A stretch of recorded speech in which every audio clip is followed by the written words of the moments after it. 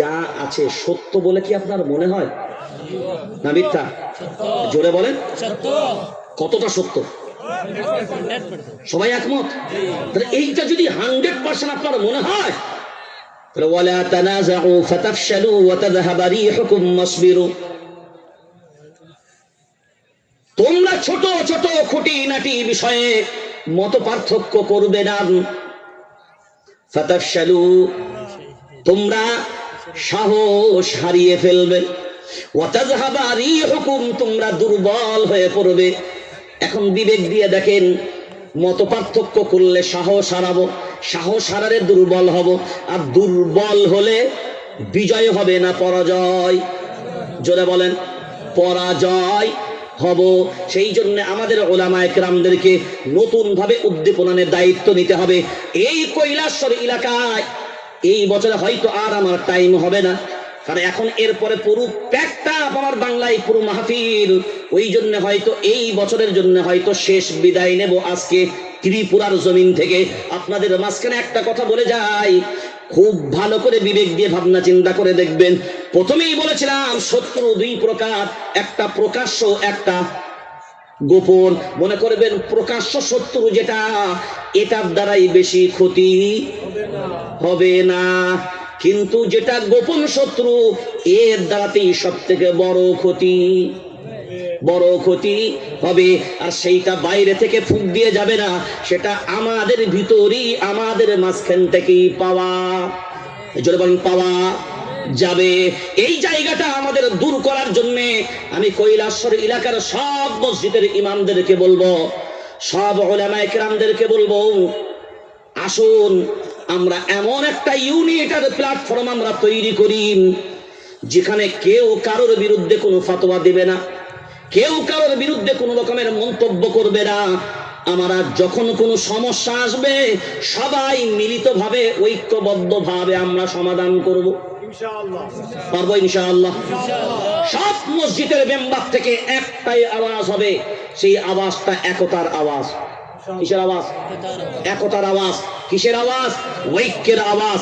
হ্যাঁ, আমাদের ভিতরে কোন রকমের ইখতিলাফ জাত থাকবে থাক। মনে রাখবেন একটা কথা, আমাদের পরিবারের ফ্যামিলি ভাগ হয় না? একটা সংসারে দেখবেন চারটা ছেলে আলাদা হয় না? জোরে বলেন না কেন? হাড়ি আলাদা হোক, নাকড়িটা যেন আলাদা না হয়। আবার বলছি কথাটা,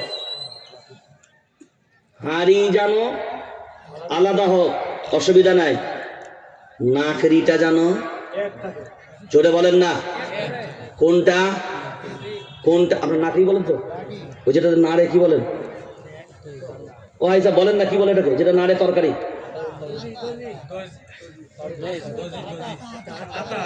আরে হাতানো যেটা কাঠের হয়,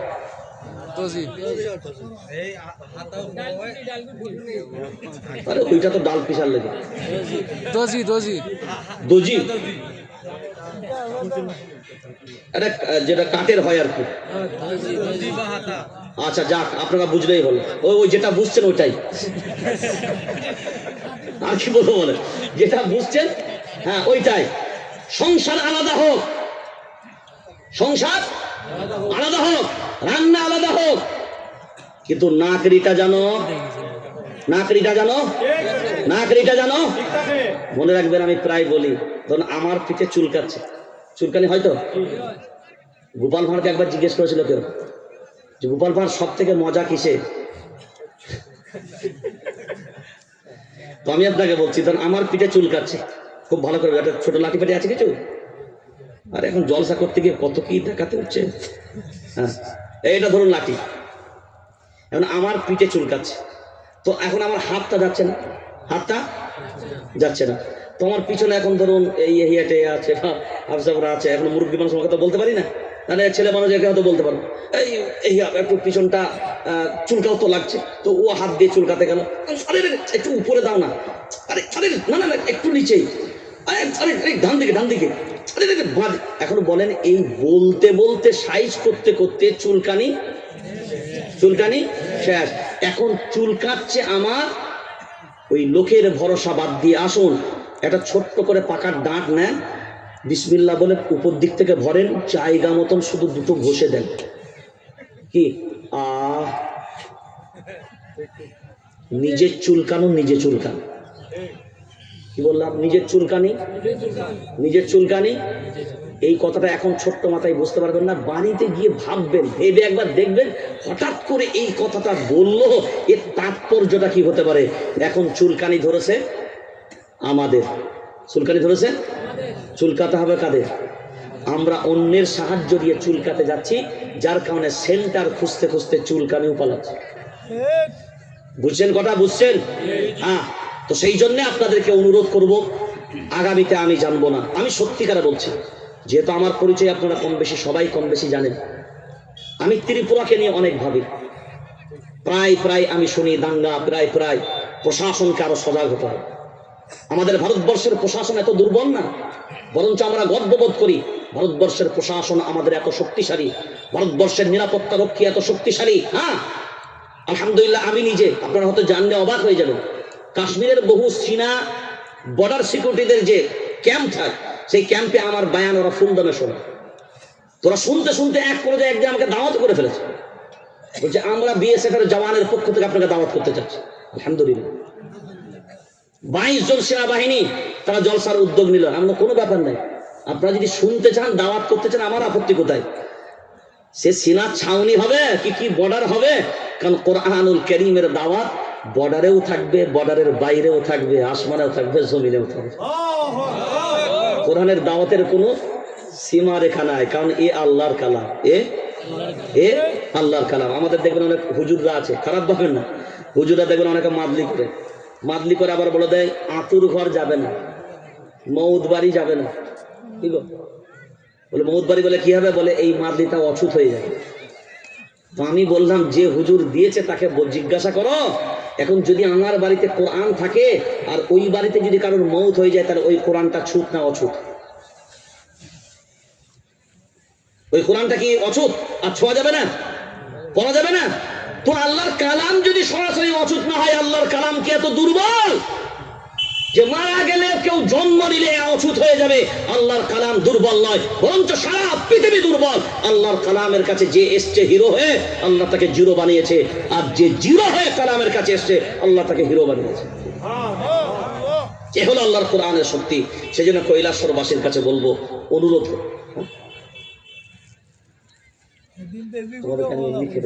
আগে বলবে, একবারও কেউ বলবে তো কৈলাসবাসীর কাছে কিসের সময়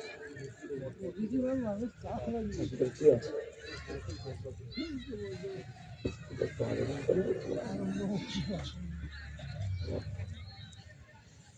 তো আমরা ইনশাআল্লাহ এক হয়ে থাকতে পারবো, যদি বলেন সব সাম্প্রদায়িক শক্তির বিরুদ্ধে আমাদের ঐক্যবদ্ধ ভাবে রুখে দাঁড়াতে হবে। পারবো ইনশাআল্লাহ। হ্যাঁ, আমি এমন একজন মানুষ, বাংলার প্রশাসন সাক্ষী, আপনারা হয়তো অনেকে জানেন না, বহু সাম্প্রদায়িক দাঙ্গা যেখানে পুলিশ ঢুকার সাহস পায়নি, আলহামদুলিল্লাহ সিদ্দিকুল্লাহ তার ভিতরে ঢুকেছে। যান বাংলায় খবর নেবেন। হ্যাঁ, আমরা দাঙ্গাবাজ না, আমরা দাঙ্গা নিরসনকারী ব্যক্তি। আমরা তো শান্তির পক্ষে, আমরা সম্প্রীতির পক্ষে, আমরা সংহতির পক্ষে, আমরা একতার পক্ষে। কারণ আমরা চাই এই দেশ এগিয়ে যাক, কারণ এটা আমাদের দেশ। আমরা চাই আমাদের দেশ চাইনার কাছেও কেন নত হবে, পৃথিবীর কারোর কাছে নত হবে না। আমার দেশ যদি মনে করে আমেরিকার কাছে, না, আমার হিন্দুস্তান সারা দুনিয়ার কারোর থেকে কম শক্তিশালী নয়। যদি কখনো প্রয়োজন হয় দেশের জন্য, সেই দেশ যদি পাকিস্তানের বিরুদ্ধেও হয়, আমেরিকার বিরুদ্ধেও হয়, যদি একবার আওয়াজ দেয় ভারত সরকার বা আমাদের সেনাবাহিনী, যদি প্রয়োজন আছে মুসলমানদের রক্তের, আমরা প্রকাশ্যে বলছি, যেদিন দেশের জন্য প্রয়োজন হবে, এই টুপিওয়ালারা দাড়িওয়ালারা পূর্বেও পিছয়নি, আবারও যদি প্রয়োজন হয় এই দেশের স্বার্থে ইনশাআল্লাহ বিবিকে বিধবা বানাতে, ছেলেকে এতিম বানাতে ইনশাআল্লাহ সেই দিনকেও তৈরি ছিলাম, আজও তৈরি আছি। আছি না নাই? কারা কারা আছে হাত তুলে দেখাই তো দেখি।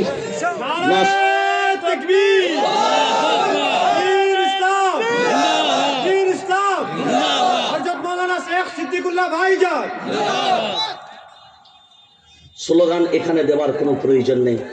আমি জানবো কৈলাসর এলাকায়, যেদিন আমি শুনবো যে আপনারা আলহামদুলিল্লাহ সম্প্রীতির পক্ষে দাঁড়িয়ে ঐক্যবদ্ধভাবে কাজ করেছেন, আমি অনেক সন্তুষ্ট হব।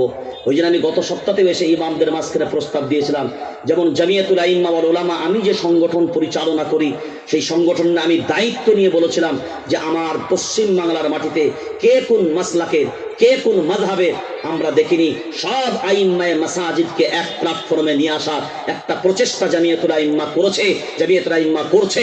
আপনারা যদি মনে করেন যে আমরা এক হয়ে কাজ করব, আমি ইমামদের কাছে আহ্বান রেখেছি, আপনাদের কাছেও আহ্বান রেখে গেলাম, যদি মনে হয় যে আমাদের বিভেদ দূর করে একতার প্রয়োজন আছে, তো আসুন ইনশাআল্লাহ আমরা কাঁধে কাঁধ মিলিয়ে কাজ করি।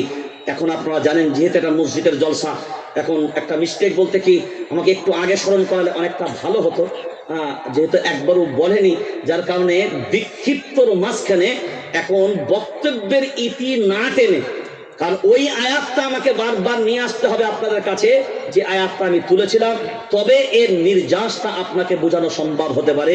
এখন একটা শুধু লাস্ট কথা আপনাকে বলে দিই, একটা জাদু দেখাবো কিন্তু,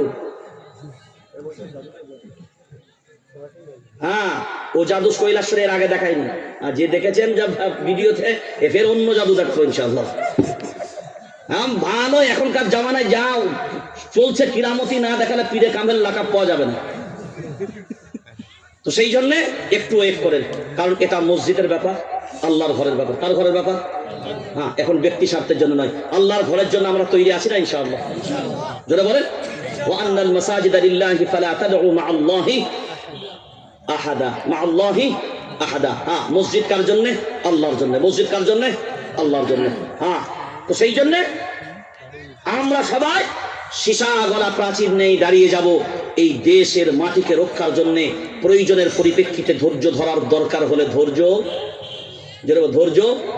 ধরবো, আর যখন প্রয়োজনের পরিপ্রেক্ষিতে একটু রুখে দাঁড়ানোর দরকার হবে তখনও তখনও, আর কখনো যখন ব্যাক করার দরকার হবে।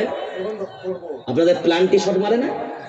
প্ল্যান্টি শট, তো প্ল্যান্টি শট মারার আগে যে প্লেয়ার মারতে যায় সে কি পিছয় না আগায়? জোরে বলেন। তাহলে কখনো পিছুতে হয় কিসের কারণে? শটটা জোরে নেবার কারণে। যে বোলার খুব গতিতে বল করে সে কি করে? পিছনে যায় না সামনে? প্রথমে পিছনে আগে যায়। তো ভয়ে পালাচ্ছে নাকি ব্যাটসম্যানকে দেখে?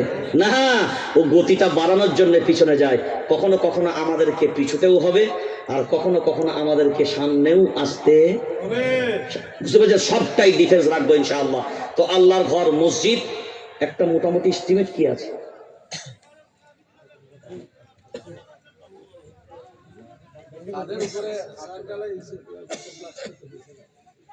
এই তো কত টাকা দেন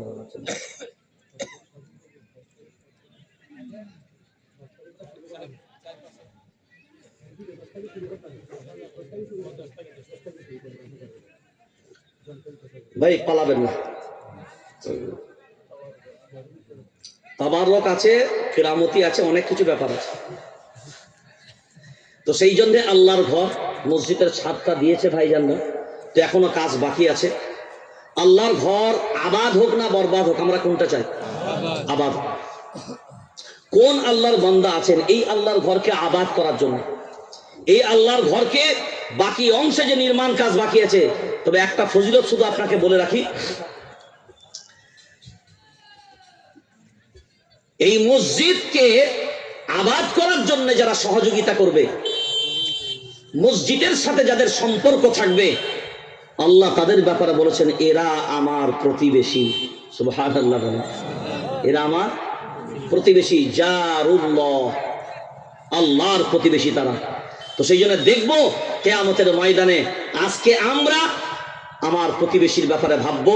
আল্লাহ বলেছেন জারুল্লাহ, আল্লাহ বলেছেন কিয়ামতের ময়দানে যখন তোমাদের আর কোনো ক্ষমতা কিছুই থাকবে না, আমি তোমাদের ব্যাপারে আমার প্রতিবেশীর জন্য ভাববো। কোন আল্লাহর বান্দা আছেন আল্লাহর ঘরের জন্য 10,000 টাকা প্রথমে শুরুয়াত করবেন? একদম খুব বেশি না, মাশাআল্লাহ। কি নাম ভাই জানেন? কি? আব্দুল কাইয়ুম। জোরে বলেন না মারহাবা। জনাব আব্দুল কাইয়ুম সাহেব 10,000, জোরে বলেন মারহাবা। আল্লাহ কবুল করুক, আল্লাহুম্মা আমিন। জানে মালে আল্লাহ বারাকা দান করুক, সবাই বলি আল্লাহুম্মা আমিন।